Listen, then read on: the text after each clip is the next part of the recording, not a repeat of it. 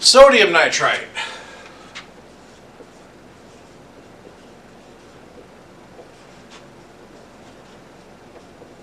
Okay, so we just did amyl nitrate, so now we're doing sodium nitrite. What do you think this is? Probably a pretty good guess. This is also a cyanide antidote.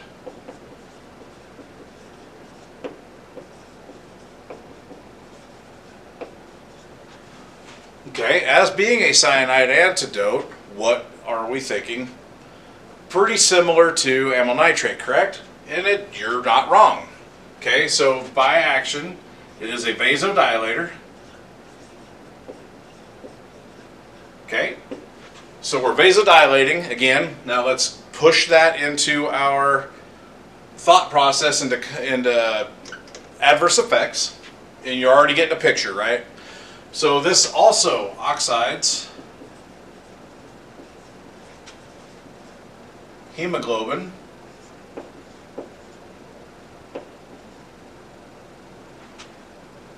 into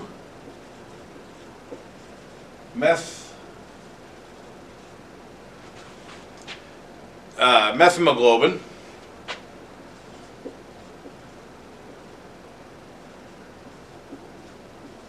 which thereby reacts with the cyanide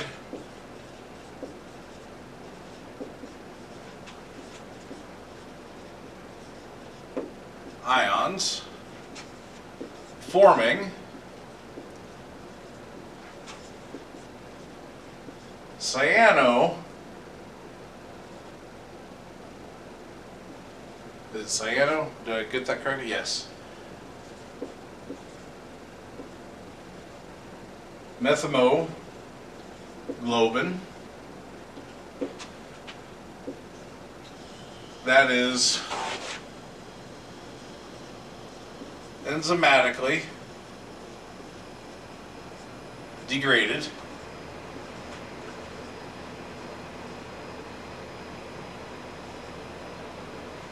and either metabolized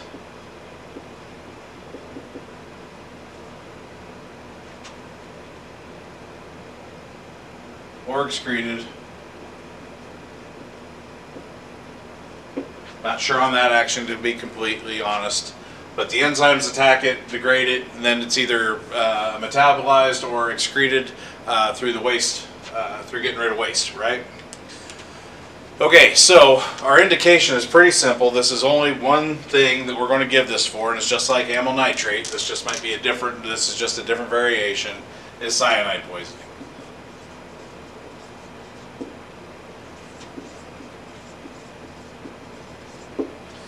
Okay, our dosage on this is going to be quite a bit different. This is an IV route. This is 150 to 300 milligrams IV, IO, whichever. So, again, based on patient presentation and what an assessment bases your dosage on that and your route, because if you need it now, IO is just as good as IV, if not better and quicker. Okay, so our contraindications should not be given if they are asymptomatic.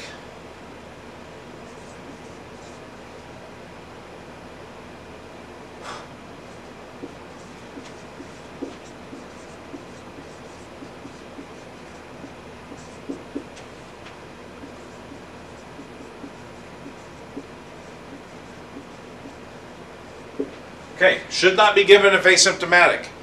Shouldn't that be all of our medications? If they are asymptomatic, should we be giving them a medication for it to treat the symptoms? Probably not. So that's a pretty good, solid statement for all of our medications. However, this one may be a little bit more serious based on action. Okay? So, based on what we know of amyl nitrate, and we know that this is very comparable to amyl nitrate, what are some things that we can draw from that similarities? We know what our adverse effects are going to be. We're going to be headache. We're going to be dizzy.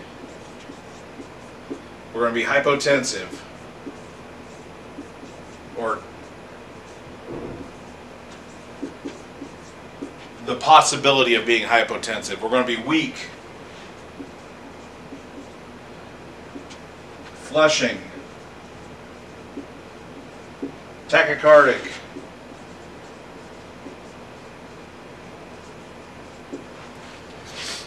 orthostatic hypotension.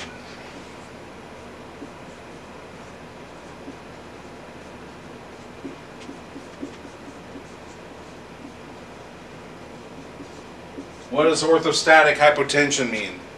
It means when they stand up, they get dizzy, lightheaded, they have a blood pressure drop from position change, from sitting to standing, from laying to sitting, whichever the case may be. That is orthostatic hypotension. Headache and hypertension, or hypotension, sorry, headache and hypotension are common, and as would be expected due to the vasodilation, right? So we're a vasodilator, we're going to expect headache, we're going to expect some hypotension, we're going to expect possibly some tachycardia due to that. Now, one thing that we need to be careful of is, okay, so we got cyanide poisoning. What's the cyanide poisoning from, and what is our scene like? What was the scene like where they were? Because we're probably not going to be in the same situation. We're not going to be in the same scene, per se. They're going to be out in a safe area, hopefully, by this time. So we're already looking at getting possibly hypoxic from some of this oxidation of the hemoglobin into methemoglobin and cyanomethemoglobin.